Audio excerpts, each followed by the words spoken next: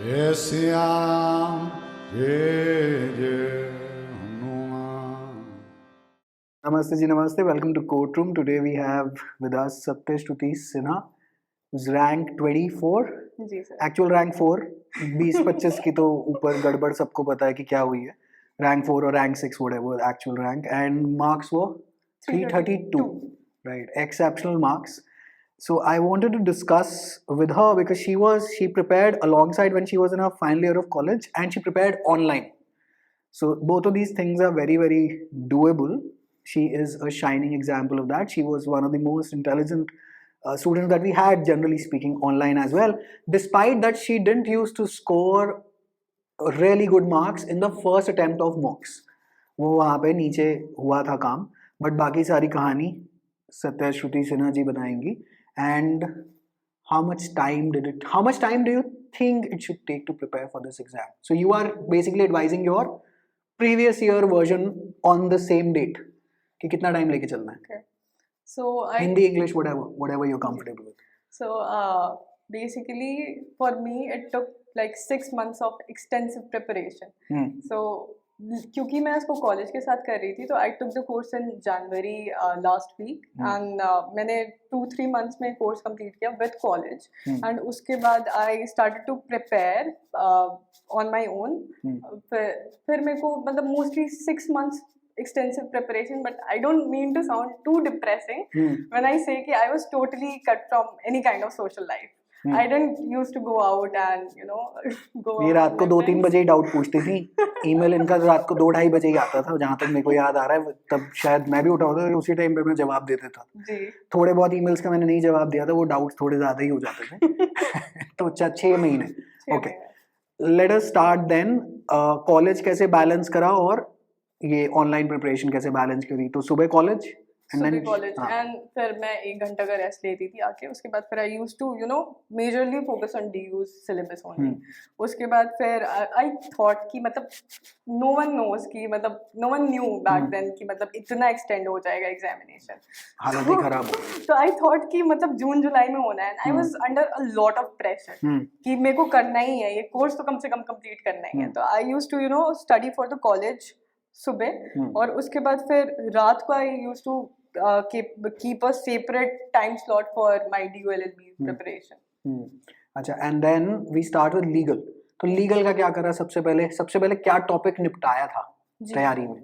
I think कि IPC बहुत मतलब काफी सेक्शंस है उसके अंदर. तो I used to watch the videos. Then I secondly used to refer to the bare act only solely and not any other reference PDFs जो कि रोटेट होती रहती हैं. आई यूज्ड टू टेलीग्राम वाली. जी एग्जैक्टली.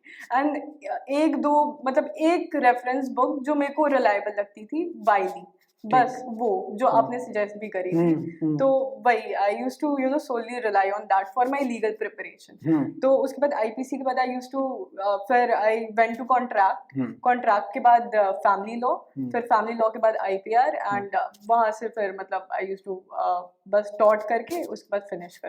रफली I think should have taken you 2 to 3 months from the online course. जितने वहाँ lecture है आई थिंक 3-1 महीने में वो निपट जाते हैं. कॉलेज के साथ. कॉलेज के बिना आई थिंक कि मतलब 1 महीना या फिर 1.5 months काफी है. ऑफलाइन में भी जब हम पढ़ाते हैं तो legal takes about 3 to 3.5 months. तो ऑनलाइन भी इतना ही टाइम लगता है, but that you can pace yourself just like she did कि भाई शाम को आके बैठना है. Now that online batch में तो is up to you because it is pre-recorded and live session वगैरह तो बाद में होते रहते हैं. अच्छा, लीगल के बाद चलो लीगल की तैयारी होगी. Then static GK and current affairs. Sir starting GK के लिए मैंने ऐसे कोई पर्टिकुलर सोर्सेज रेफर नहीं की थी. I just used to rely on your videos only. और मैं ये देखती थी कि कैसे मतलब प्रीवियस ईयर क्वेश्चन पेपर में क्वेश्चंस आ रहे हैं, like is it related to the current affairs और इज इट टोटली अनरिलेटेड. तो मैंने मोस्टली जो पैटर्न नोटिस किया था वो सारे मतलब करंट अफेयर्स से ही रिलेटेड थे जो भी स्टार्टिंग जीके थे. तो और मोस्टली आपके उसमें कवर हो ही जाता था वीडियोस में. तो मैंने बस वहीं से रिलेट करके उसको करना शुरू कर दिया कि if a particular current affair suppose कि रशिया यूक्रेन वॉर का आ रहा है, तो एक क्वेश्चन था उसमें जिसमें डेट पूछा था. तो आई read it somewhere in the help file only कि March 24th को एक month मतलब एक month complete हो जाते हैं Russia Ukraine I war remember that, yeah. And मतलब मेरे को ना ऐसे क्लिक नहीं कर रहा था कि मतलब कौन सा डेट है 22 I was confuse between 22 and 28 and then it struck me कि नहीं 24th ही है इसका कोई वहां पे घंटी बज जाती है कि हाँ कहीं पढ़ा, कहीं ना कहीं पढ़ा है रफली, राइट. तो फिर ऐसे ही मैंने रिलेट कर करके पढ़ा था. ऐसे मैंने लूसेंट खोल के, क्योंकि I was not having that much time, तो मैंने लूसेंट खोल के देखना शुरू नहीं किया था कि क्या करना है. और अगर मैं लूसेंट खोल के देखना शुरू करती तो मैं मतलब I don't think one remarkable trait that she has is that she didn't go to multiple sources. वो पंजाबी में भी एक गाना कहते हैं कि इतने सज्जन बनाने की जरूरत नहीं है. She relied, मतलब यहीं पे एसोसिएटेड थी, भरोसा किया कि instead of wasting time here there everywhere, and then she just मतलब हाँ, लेकिन जो रिलाय जो करा था उसको काम पूरा करा था, मतलब जो दिया गया था वाकई में बैठ के उसका काम करा था. अच्छा, फिर लॉजिकल कितनी टफ लगी? Sir, for me, I don't think I'm very good at maths or logical for that matter. So I used to solve 50 questions religiously for logical, और मेरे को कुछ नहीं आता, पहुंच जाती थी लेके कि मेरे को मतलब जो लाइव सेशन में प्रवचन मिलता था कि 50-50 क्वेश्चन कर लो तो उससे से काम बनेगा.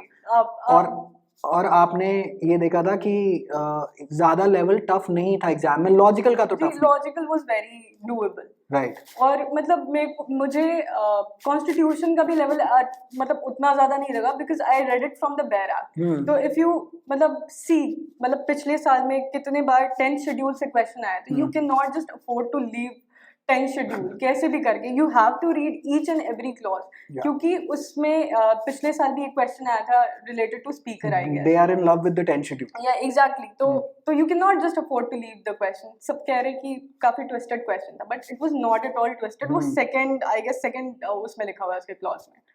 और उसके ऊपर से जब आपने मॉक्स करे हो, मॉक्स में बाय द वे अगेन बहुत लोग परेशान हो जाते हैं मेरे नंबर नहीं आ रहे, इनके भी नहीं आते थे बाय द वे, नहीं आते थे, लेकिन but over a period of time she improved drastically. and फिर वहां से मॉक से क्या फिर जाके एग्जाम में क्या कनेक्शन बना या क्या बना था?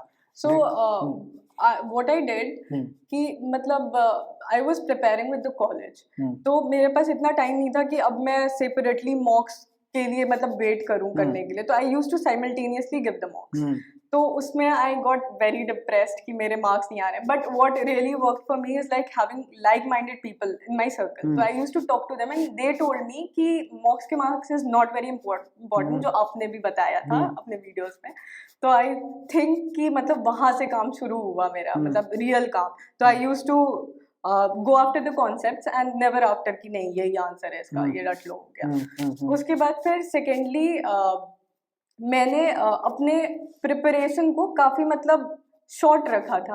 I didn't want to you know read too much into the things. जैसे जो भी है मतलब I used to keep it very short कि नहीं ऐसे है, ये कॉन्सेप्ट है एंड ये इसका आंसर होना चाहिए, like that only. Perfect strategy. नहीं तो होता है कि जब कानून पढ़ते पढ़ते किसी की गलती भी नहीं है, अंदर का वकील जाग जाता है, तो वो कहता है अच्छा ये नहीं होगा फिर इसका वैसे होगा, तो वो आर्ग्यूमेंट बनने शुरू हो जाते हैं.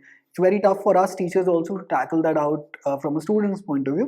But hota kya hai that in an MCQ based exam you have to stick very closely to the concept and that's it. ज़्यादा सोचने का नहीं, because law is an endless ocean. And I think that worked in your favor कि ज़्यादा दिमाग इधर उधर left right center नहीं चला. I didn't go for बहुत ज़्यादा मतलब sources की नहीं. I didn't even purchase singles or universals. I was just relying on your material and the explanation जो उस मॉक्स में थे, like मेरे तो प्राण ही निकल गए उस एक्सप्लेनेशनों को डाल डाल के. अब तो खैर वो बाकी एकेडमियों ने कॉपी पेस्ट भी बतेरे कर लिए. I used to make notes from the explanations only. और if you see जो explanations है उसमें जो concept mentioned है उसी पे काफी मतलब questions आ गए हैं. like एक मेरे को मुझे एक question याद है, इंग्लिश का था. क्या था वो, इनएलिएनेबल, हाँ ठीक है, right. वो that showed up in one of the mocks only. Hmm और एक पोस्ट फरारी, हम्म वो भी एक मॉक में था। हम्म तो मतलब for English I didn't feel like कि मेरे को बहुत ज्यादा सोर्सेज करने की जरूरत है, because most of the questions were covered in your मॉक्स only. So I like कि नहीं ठीक है, इंग्लिश से तो I am like totally fine. English you were fine, maths छेड़ी नहीं और ईश्वर की कृपा से आई भी नहीं। वर्क एक ही आई वर्क थी। In our favour. What I did कि मतलब बहुत ज्यादा टाइम तो नहीं बचा था, 1 hour 20 minutes में I was done with the paper. उसके बाद I saw the question, I was like कि किया जा सकता है, नहीं किया जा सकता है। Then I used to hit and trial method कि क्या लग रहा है क्या नहीं लग रहा है। उसके बाद फिर एक वो आई गेस 2/13 करके एक आंसर था, वो बैठ गया करेक्टली एंड आई लाइक मैं कर दी +4 तुक्का आ गया।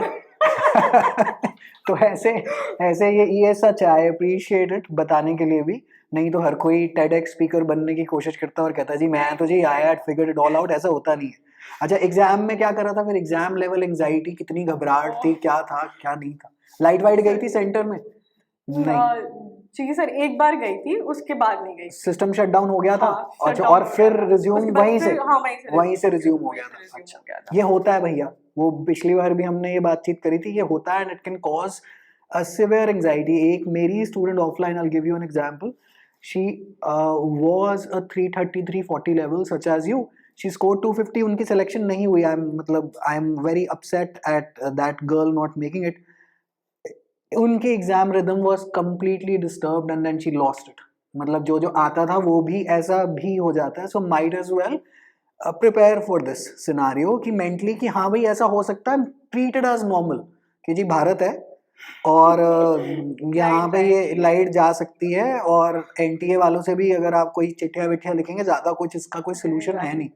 So basically what happened with me in the exam, कि first thing you have to note, write it somewhere कि you have to keep your confidence level up for all of the 100 questions and not just कि मतलब एक दो question देख लिया नहीं बन रहा है तो मतलब you are just नहीं कि नहीं बनेगा। and I don't know कि second point बोलने के लिए I'm like very much credible क्योंकि मतलब I'll tell you। तो what happened with me कि I was under a lot of exam anxiety।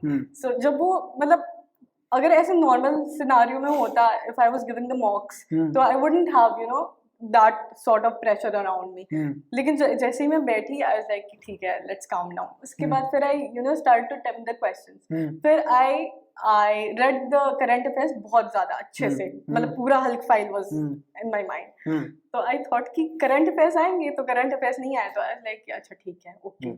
तो फिर I normally I basically kept my poise कि अगर मेरे लिए hard question आ रहा है तो दूसरों के लिए भी आ रहा है, ठीक है। उसके बाद फिर I attempted the question paper with a positive mindset and थोड़ी देर बाद मैंने एक दो silly mistakes कर दी which I wouldn't have under normal circumstances। लेकिन ठीक है, वो exam anxiety में हो जाता है, but what can you do about it? As long as you're scoring these many marks, एक दो चलते हैं, एक दो जा भी सकते हैं। At the end of the day अंदर जाके तो वैसे भी कोई फर्क नहीं पड़ता है। एंड वैसे भी छोटा सा एग्जाम है, ऐसा नहीं है कि जी बहुत ही बड़ा UPSC लेवल एग्जाम, छोटा सा exam, but of course you have to score really well.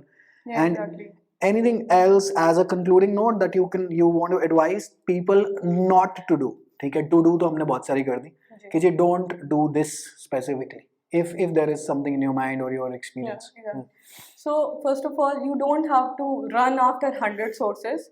you have to know your exam and you have to trust the reliable sources only and not just कि मतलब अच्छा ये भैया दीदी बोल रहे हैं तो ठीक है इनके पीछे लग जाओ।